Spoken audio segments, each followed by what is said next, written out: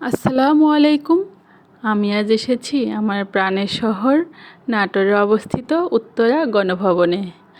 উত্তরা গণভবন নামে পরিচিত এই প্রাসাদটি মূলত দীঘাপতিয়া রাজবাড়ি নামে পরিচিত ছিল। এটি বাংলাদেশের নাটোর জেলায় অবস্থিত। ইতিহাস অনুসারে এটি 18 শতকে নির্মিত হয়। মূলত নির্মাতা ছিলেন রাজা দয়ারাম রায়, যিনি রানী ভবানীর দেওয়ান ছিলেন। বর্তমানে এটি উত্তরা গণভবন নামে পরিচিত।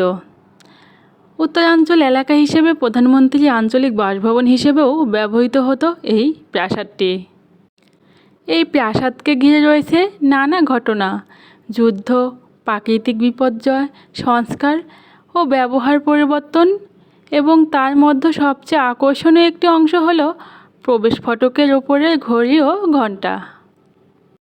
উত্তরা গণভবনের প্রবেশ ফটকের উপরের অংশে একটি বিশাল ঘড়ি ও ঘণ্টা রয়েছে, যা ডাবল ডায়াল ঘড়ি নামে পরিচিত। এই ডাবল ডায়াল ঘড়িটি ইতালি থেকে আমদানি করা হয়েছিল। প্রবেশ ফটকটি পিরামিডাকার 4 তলা হিসেবে গড়া।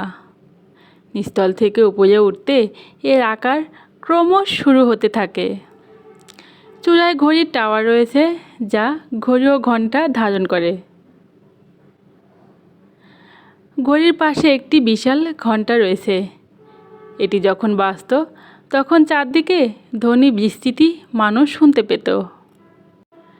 এই ঘড়িটি শুধু সময় দেখায়নি, বরং একটি সাংস্কৃতিক গুরুত্ব বহন করেছে। রাজপ্রাসাদের কেন্দ্রীয় গেট হিসেবে এটি প্রতিদিন সময়ের ধারাকে নির্দেশ করত, এবং এটি প্রাসাদের সৌন্দর্য আরও বহুগুণ বৃদ্ধি করেছে।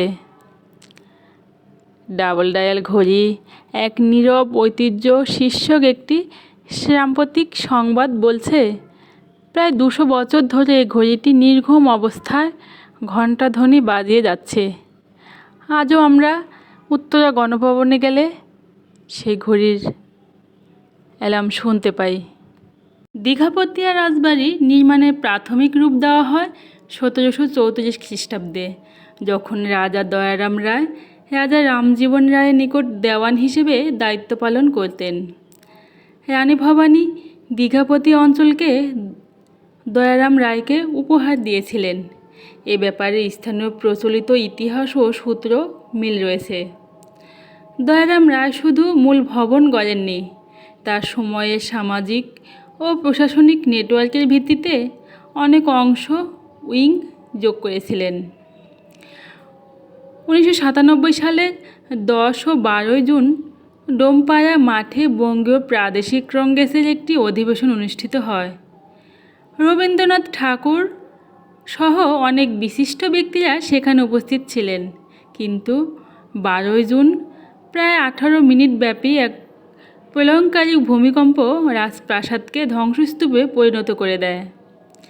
এই ধ্বংসের ওপর ষষ্ঠ রাজা প্রমোদনাথ রায় 1897 থেকে 1908 সাল পর্যন্ত প্রায় 11 বছর ধরে পুনরায় রাজবাড়িটি মেরামত ও নতুনভাবে স্থাপন করেন। পুনর্নির্মাণে বিদেশি বিশেষজ্ঞ শিল্পী ও দেশি মিস্ত্রি শিল্পীদের সহায়তা নেওয়া হয়। 1947 সালে দেশ বিভাজন ঘটে। দীঘাপতিয়া রাজপরিবার ভারতে চলে যান এবং রাজবাড়িটি পরিত্যক্ত হয়ে পড়ে থাকে। 1965 সালে পাকিস্তান সরকার এটি অধিগ্রহণ করে এবং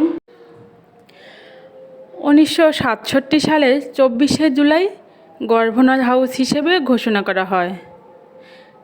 বাংলাদেশ স্বাধীন হবার পরে 1972 সালের 9 ফেব্রুয়ারি তৎকালীন প্রধানমন্ত্রী বঙ্গবন্ধু শেখ মুজিবুর রহমান এক আনুষ্ঠানিক অনুষ্ঠানে প্রাসাদটি উত্তরা গণভবন নামকরণ করেন। মন্ত্রিসভার বৈঠকও এখানে করেন। এটি শুধু শাসন ভবন হিসেবে নয়, সাংস্কৃতিক ও ঐতিহাসিক দর্শনীয় স্থান হিসেবেও পরিচিতি পেয়েছে। উত্তরা গণভবনের দ্বিতীয় পার্ট আপনারা পরবর্তী ভিডিওতে দেখতে পাবেন।